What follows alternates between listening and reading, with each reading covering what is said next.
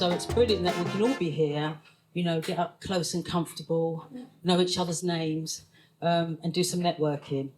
So this evening we have got some guests, and it's excellent news because the guests that we've got are, both of them run businesses in and around the Haringey area. I believe they both live in Haringey as well. I think they both live in Haringey. And it's not by coincidence because we are kind of green dragons, but they do business in the green industry, which we all know, COP27 going on and everything else. It's a really important factor. So my name's Sydney Charles. I'm the Vice Chair of Ent Energy, which is actually a not-for-profit community energy company that puts solar panels locally and also works on energy efficiency. Businesses that provide sustainable solutions and businesses that want to be sustainable. So I shall go into those separately. Now here comes a complicated, colourful one, which I'm just going to wave in front of you. Now that is a breakdown of the electricity grid mix. And I just want to say what the aim is of sustainable energy. The target for 2030 is for every kilowatt to only have 100 grams of CO2 released. My name is Chris Chipatiso. I am the founder of Blue Stream Aquaponics Farm. And so what we're doing is we are growing in a sustainable way called aquaponics. And this is farming through using fish. So I'll explain the concept because I know it sounds a bit foreign right now, but I'll try to explain it as best as I can.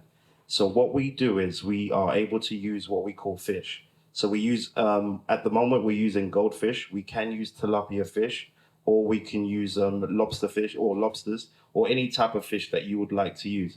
But at the current moment, we're using goldfish, but a specific type of goldfish.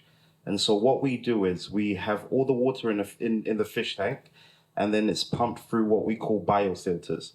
So once it goes through a filter, the water itself is cleansed, and then it goes into what we call a media bed.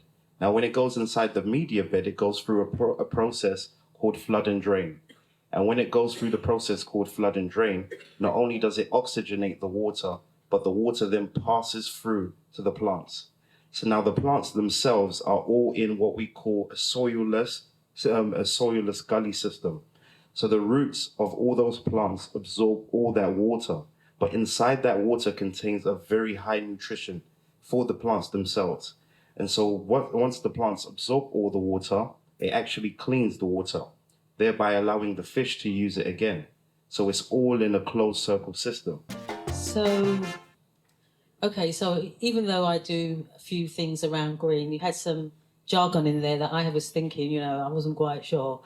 So first of all, is there anybody who's got any questions they would like to ask? Very interesting to hear what you had to say. We run a home improvements company. We specialize specifically in conservatory roof insulation.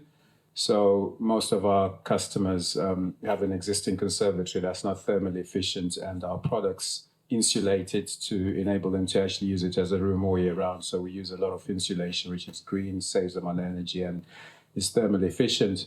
So we are looking to evolve into the retrofit space. So it was quite interesting, and I probably want to have a chat with you afterwards because I've spoken to Joe Baker before, and we are in the process of getting the accreditations to enable us to operate in that space. My name's Paulette. I am the coordinator of Black Roots.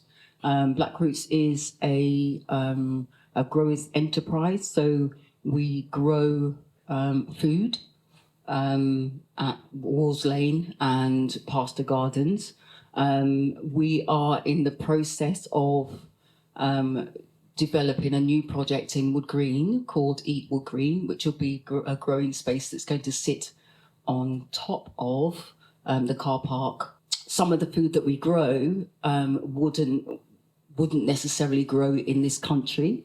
So we are, at present, Walls Lane has a grant from, I think, the mayor and the lottery to build community buildings and offices at the back of our site.